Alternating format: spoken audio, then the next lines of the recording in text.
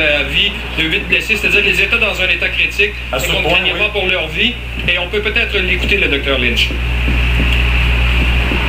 La nature des blessures, c'est une fusée qui était allée dans l'abdomen, au thoracique, puis aussi pour centre des jambes, puis dans les bras aussi. Est-ce que c'est une arme de gros calibre? Non, pas énormément, mais certainement, comme je l'ai dit, on n'est pas en danger. Les patients qu'on a reçus encore, c'est pas en danger. Ils sont dans les blocs opératoires. Ils sont critiques présentement, 8, comme j'ai mentionné, sur le 11. Oui, beaucoup de familles qui alors se sont pointées à l'hôpital parce que chacun craignait pour son jeune qui fréquente cet établissement.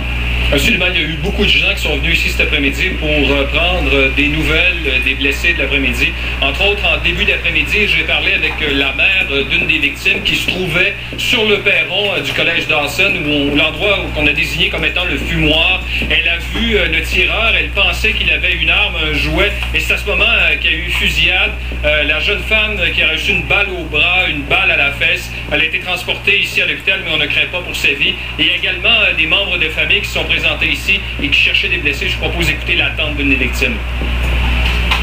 Il y a le sang qui est rentré sur sa voisine à côté d'elle. Même si c'est pas gravement blessé, peut-être c'est quelque chose de mineur, on ne le sait pas, mais on veut la trouver. C'est si simple que ça. Que quelqu'un nous donne des réponses. Bon, je crois qu'il y a un numéro de téléphone, Pierre, que les gens peuvent composer. Exact, on peut le voir ce numéro qui est 843-2839. Ça, c'est pour l'hôpital général de Montréal. Mais on sait qu'il y a d'autres blessés qui ont été transportés aussi à l'hôpital Jean Talon, au Royal Victoria, au Jewish Hospital. Donc, plusieurs sont dans un état plus sérieux. On l'a vu, et certains qui sont en salle d'opération subissent présentement l'intervention. Et vous avez des numéros que vous avez pu prendre en note également si vous êtes parent et que vous avez des jeunes, si vous voulez avoir d'autres informations. Paul, qui est avec le maire de Montréal, bien sûr, tout le monde est secoué aujourd'hui, d'autant plus que c'est le 3e événement tragique qui survient à Montréal après Polytechnique en 1989 et Valérie Fabricante le 24 août 1992. Oui, bonjour à Pierre. Écoutez, bonjour, monsieur le maire. Monsieur le maire, évidemment, c'est une journée triste encore une fois.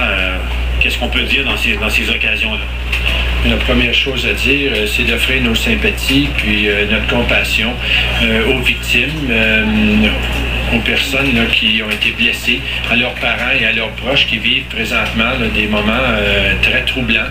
Puis de rassurer les Montréalaises et les Montréalais, puis de leur dire, écoutez, on vient de vivre là, avec la télévision des événements de grande violence, mais je dois les rassurer que c'est réellement un événement isolé. Mais c'est quand même la 3e fois, monsieur le maire, que la ville, que Montréal est frappée par ce genre d'événement. Qu'est-ce que ça nous dit, ça? Bien, ça nous dit que le monde est en train de changer, puis que tout ce qu'on voit à travers le monde peut peut-être avoir une influence sur certains comportements, mais les expériences du passé, notamment à l'école polytechnique, nous ont donné des leçons. Alors, vous avez vu, au lieu d'avoir juste un périmètre et de ne pas pénétrer dans le bâtiment, aujourd'hui, il y a eu le périmètre et il y a eu pénétration dans le bâtiment avec les résultats qu'on connaît. Donc, oui, il y a une vingtaine de victimes et on espère là, que ces victimes-là vont s'en sortir, mais on ne peut plus s'isoler du monde. C'est la raison pour laquelle le service policier, le service d'urgence, les ambulances ont fait dans les circonstances un travail remarquable. À quel moment avez-vous été prévenu qu'il se passait quelque chose, M. le maire? Bon, immédiatement, je l'ai suivi pour pas justement déranger tout ce qui se passait. Je l'ai vu à la télévision, je l'ai suivi à la télévision. Je pense que l'initiative de l'hélicoptère de TVA, alors c'est en vivant des expériences comme ceux-là qu'on peut réellement être solidaire, là, puis trouver avec le temps des explications et surtout de nouveaux mécanismes de contrôle. Justement, M. Tremblay, écoutez, les gens veulent comprendre, cherchent à comprendre. Qu'est-ce qu'on vous dit, vous? Qu'est-ce qu'on peut savoir du mobile de l'individu? La cause de ça? Pourquoi?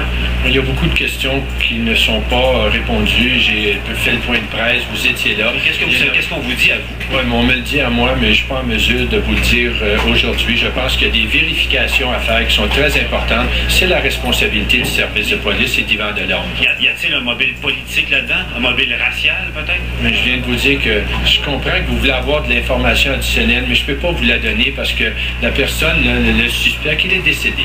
Alors, avant d'avoir toute l'information pertinente, il va falloir vérifier les faits pour pas justement alerter les gens. Jusqu'à date, les gens ont vu l'événement.